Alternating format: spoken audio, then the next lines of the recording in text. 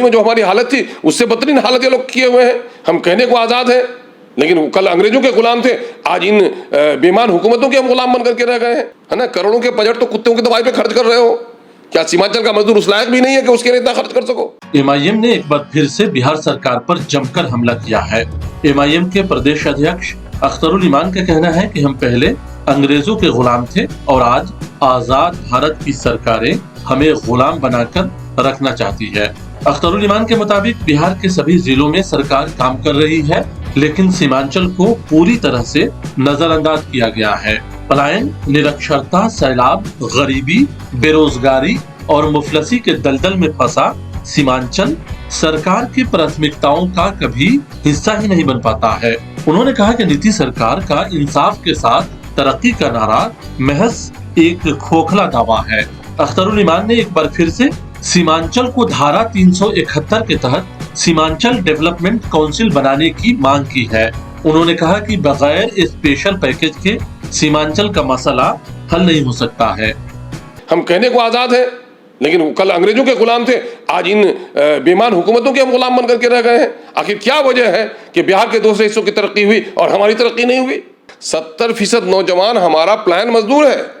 माँ सिसक सिसक कर दम तोड़ती है, पड़ोसी मिट्टी देता है, बेटा पंजाब में रोता है ना।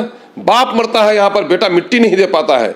बहन की शादी में अपनी एडवांस इतना लिया है कि बहन की शादी के पैसे भेजता है तो बहन की शादी में नहीं आ पा सकता है। और कोई महीना और कोई हफ्ता ऐसा नहीं है जो हमारे यहाँ मजदूरों की लाशें नहीं आती, है ना। कोई दिल्ली में गगन चूमती हुई इमारत में ईंट धोते हुए वहाँ से गिरता है, कोई पंजाब में ट्रैक्टर से टकराता है, कहीं बिजली के का शौक किसी को लगता है और हड्डियाँ चूड़ होकर लाशें हमारे बस्तियों में आती हैं। हर महीने में हमारे यहाँ कोई न कोई सीमांचल में मातम होता है, किसी की पंजाब से, किसी की हरियाणा से, किसी की दिल्ली से लाश आती है उन बेचारे मजदूरों की। और यही हम लोगों ने प्रयास किया था।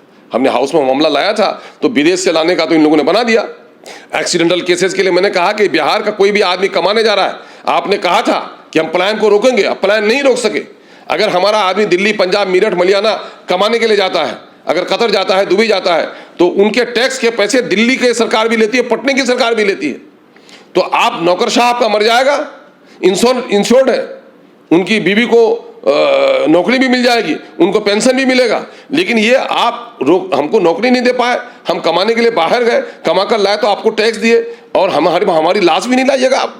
आज होना चाहिए बिहार सरकार अगर संवेदनशील सरकार है, गरीबों के हित की बात करती है, तो जब कोई गरीब परिवार मजदूर मर जाता है तो उसका कमाने वाला चला गया, अब वो लाश कम से कम उसके सामने में आ जाए, उसके लाने की व्यवस्था तो बिहार की सरकार को करनी चाहिए। निर्लज सरकार है कि मुसीबत के वक्त में भी लोगों के काम आने के लिए तैयार नहीं है। मैं मुतालबा करता रहा हूं कि साहब जो लोग मजदूर मर जाते हैं, बीवी बच्चा रोता है, आखिर एक दर्शन करना चाहता है अपने पति का, अपने बाप का, और वो लाश कहीं सड़ जाती है, कहीं गल जाती है, आप फौरी तौर पर ला दो ना। कितने होंगे बजट, है ना, करोड़ों के बजट तो कुत्तों की दवाई पे खर्च कर रहे हो। क्या सीमांचल का मजदूर उस लायक भी नहीं है कि उसके लिए इतना खर्च कर सको? मैं सीमांचल के मजदूर का मसला नहीं, पूरे बिहार के मजदूर का मसला है।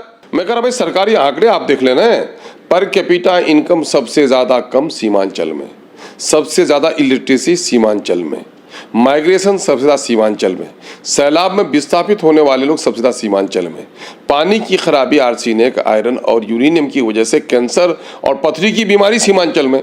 यही वजह है कि हम लोगों ने तो उसके लिए एक ही रामबाण कहा कि साहब धारा 371 के तहत सीमांचल डेवलपमेंट काउंसिल बना दो।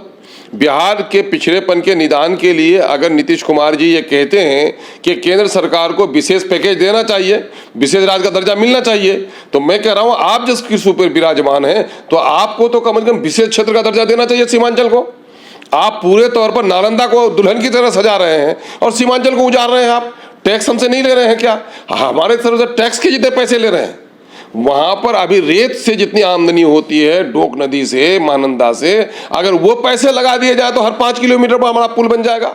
एमआईएम के मुताबिक हमारे पास पूरे बिहार के मसले आते हैं जिसको लेकर हम सरकार से सवाल पूछते हैं। एमआईएम के प्रदेश अध्यक्ष अख्तरुल ईमान का कहना है कि हमारे नेता असदुद्दीन ओवैसी पूरे मुल्क के गरीबों, शोषितों और अल्पसंख्यकों की आवाज उठाते हैं। बिहार में एमआईएम गरीबों की लड़ाई लड़ रही है। अख्तरुल ईमान ने कहा कि सबसे ज्यादा मसला सीमांचल का है जिस पर सरकार ने आंख बंद कर लिया है।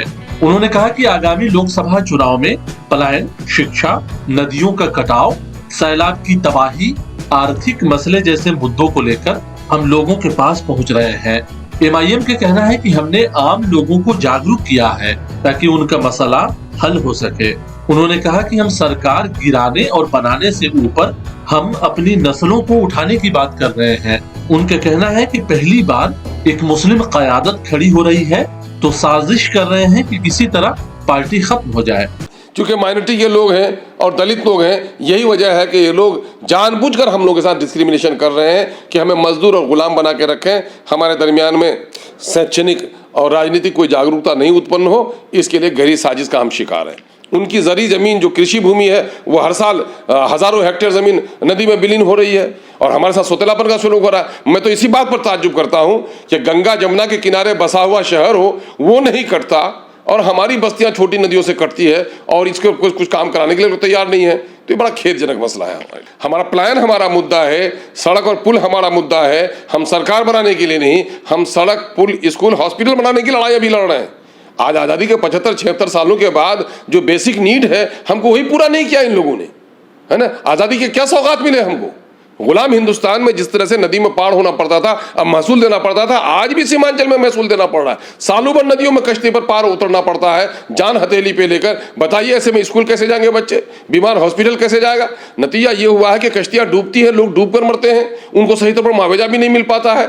और हम टैक्स देते हैं, पुल बनाना सरकार का काम है, लेकिन कश्ती में हम वो महसूल देकर के, आज भी महसूल देकर के वो पार उतरवाया जा रहा है। ये तो सरकार की जिम्मेदारी है कि जहां आप पुल नहीं बना सके वहां कश्ती दीजिए, अपने तरफ से लोगों को पार उतारने का काम कीजिए। बंगाल में है, बंगाल में सरकार जहां पुल नहीं बना पाई है वहां सरकारी तौर पर कश्ती का इंतजाम है, लोगों से कोई महसूल नहीं वसूला जाता है। हमारे यहाँ क्यों नहीं कॉलेज खोलते, हमारे यहाँ टेक्निकल इंस्टीट्यूट क्यों नहीं खोलते, हमारे यहाँ हॉस्पिटल क्यों नहीं खोलते, हमारे नदियों पर पुल क्यों नहीं बनाते?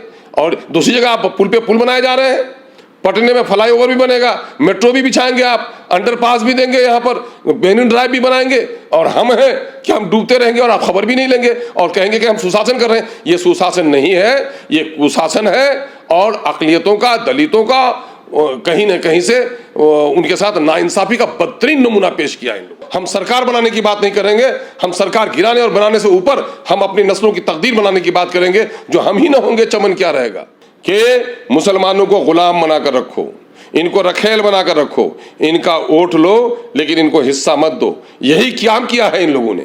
और आज जब पहली बार इन 75 सालों में एक मुस्लिम क़यादत खड़ी हुई है तो इनके पेटों में ऐंठन हो गई है कि इनको बर्बाद करना है, बर्बाद